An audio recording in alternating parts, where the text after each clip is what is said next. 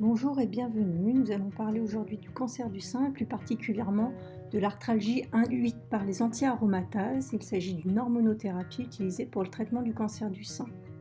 Je suis le docteur Aurélie Sicot, rhumatologue et médecin du sport.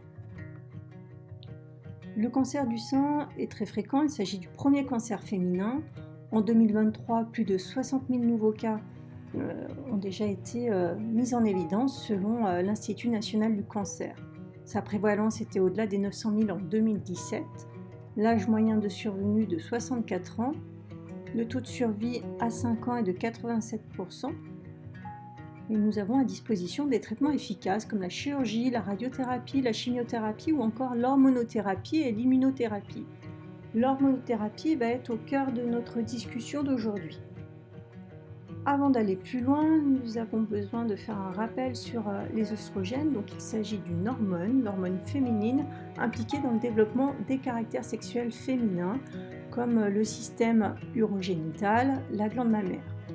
Mais cette hormone va un peu plus loin dans l'organisme, puisqu'elle est impliquée dans la minéralisation du squelette. Elle intervient au niveau de la peau, des muqueuses, du système cardiovasculaire, du cerveau ou encore au niveau du système digestif. Donc, elle est partout. Cette hormone, elle est fabriquée par les ovaires, de la puberté jusqu'à la ménopause. À la ménopause, la production ovarienne s'arrête. On va cependant conserver un taux résiduel d'œstrogène puisqu'on va avoir une transformation de la testostérone en œstrogène par une enzyme qui s'appelle l'aromatase. Et oui, nous avons de la testostérone, mesdames, fabriquée par les petites glandes au-dessus des reins, les glandes surrénales. Les anti-aromatases vont agir sur cette enzyme, l'aromatase, pour empêcher la transformation de la testostérone en œstrogène, puisque l'œstrogène intervient aussi dans le cancer du sein, qui est un cancer hormonodépendant et qui nécessite d'être bloqué. Cette hormonothérapie va être prescrite pour une durée d'environ 5 ans. On en a plusieurs à notre disposition. Je vous les ai notés sur ce diaporama avec entre parenthèses les noms commerciaux qui parfois parlent un peu plus que le nom de la molécule. On a à disposition le létrozole, l'anastrozole, l'exemestane. L'anti-aromatase est bien efficace puisqu'elle va permettre de réduire le risque de récidive locale ou le risque à distance du cancer du sein de 50%. Mais en contrepartie, ces traitements ont des effets indésirables, notamment sur le plan rhumatologique. On retient comme effet indésirable le risque d'ostéoporose, de fragilité osseuse, qui ne feront pas partie du topo d'aujourd'hui, le risque d'apparition de polyarthrite rhumatoïde ou d'autres maladies auto-immunes que nous ne traiterons pas non plus aujourd'hui. Nous allons nous atteler sur l'effet indésirable des arthralgies induites par les anti-aromatases. Donc de quoi s'agit-il ? Il s'agit de douleurs articulaires symétriques au niveau des mains, au niveau des poignets, des genoux. On peut retrouver associé à cela une raideur matinale, des douleurs musculaires, une baisse de force, un syndrome du canal carpien avec des fourmillements dans les 3 premiers doigts, surtout la nuit. On peut avoir un doigt à ressaut, c'est le doigt qui se coince, il faut tirer sur le doigt et on sent un petit ressort pour remettre le doigt en extension.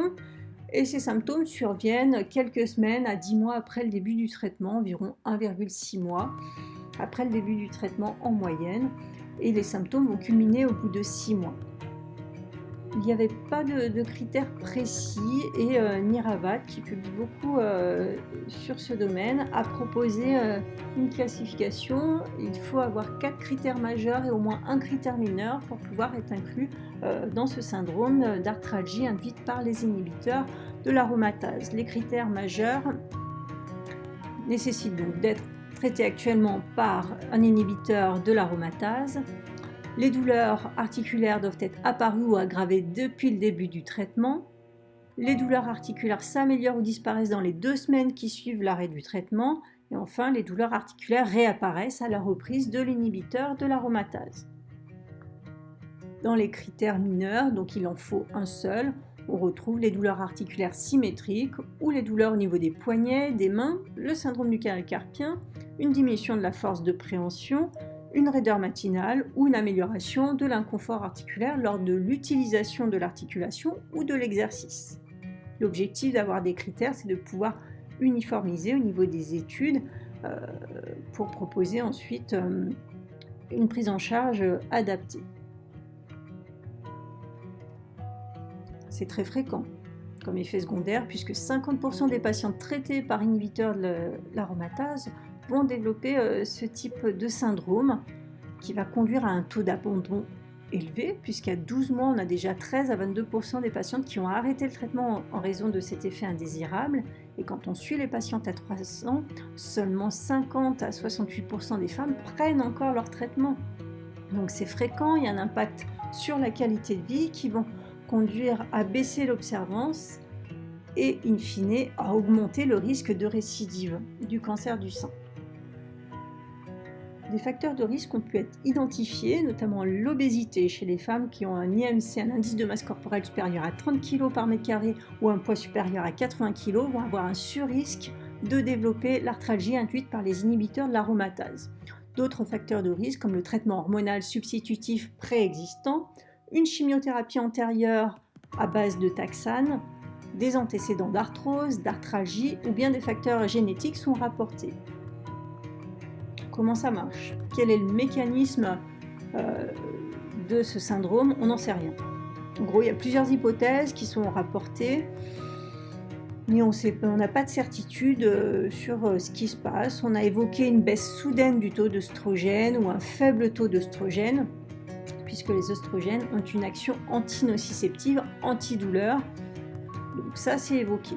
L'autre hypothèse qui est un peu plus argumentée sur le plan scientifique et que l'on connaît bien en rhumatologie, notamment dans la polyarthrite rhumatoïde, il s'agit de l'augmentation des protéines de l'inflammation. Donc, peu importe le nom, il s'agit de cytokines de l'inflammation comme le TNF-alpha, les interleukines 1 et 6. En tout cas, ces protéines de l'inflammation sont augmentées et sont plus augmentées chez les patientes obèses que chez les patientes non obèses, ce qui conforte par rapport aux facteurs de risque énoncés plus tôt.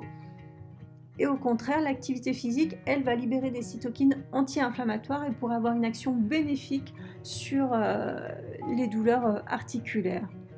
Et on sait que ces protéines de l'inflammation vont avoir une action sur le squelette, sur les cellules osseuses, les ostéoblastes, les ostéoclastes, et favoriser une dégradation osseuse qui pourrait provoquer une gêne articulaire.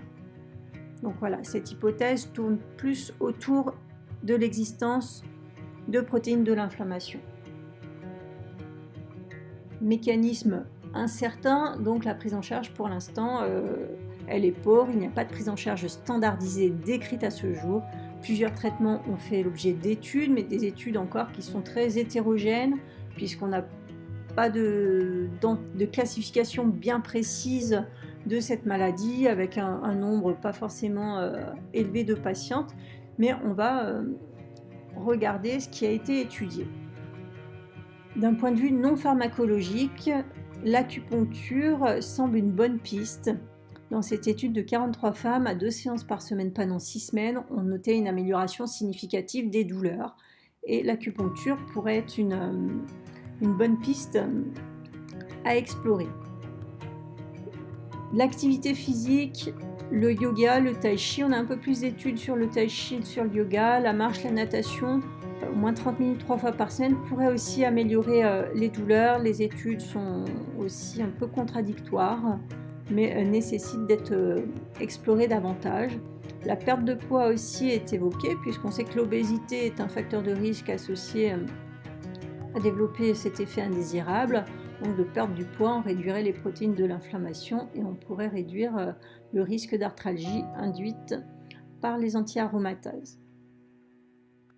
Maintenant, sur le plan pharmacologique, on propose dans un premier temps aussi de changer l'hormonothérapie. Il n'y a pas d'ordre précis, mais on propose de changer l'hormonothérapie et de voir ce qui se passe, si ça permet d'améliorer ou non les douleurs. La vitamine D a été essayée aussi. Les résultats sont contradictoires, mais on sait que les patientes qui sont carencées en vitamine D vont avoir des douleurs articulaires, musculaires. Donc il faut restaurer un taux normal de vitamine D, c'est important. Une étude a montré aussi l'efficacité de la cortisone à faible dose en cure courte, donc qui nécessite ça aussi d'être confirmé par d'autres études. Mais en tout cas, dans cette étude-là, il y avait une amélioration même à l'arrêt de la cortisone. La duloxétine est un antidépresseur qui va inhiber la recapture de la sérotonine et de la noradrénaline. Il y a eu plusieurs études aussi qui ont montré une amélioration des douleurs et des symptômes de ce syndrome.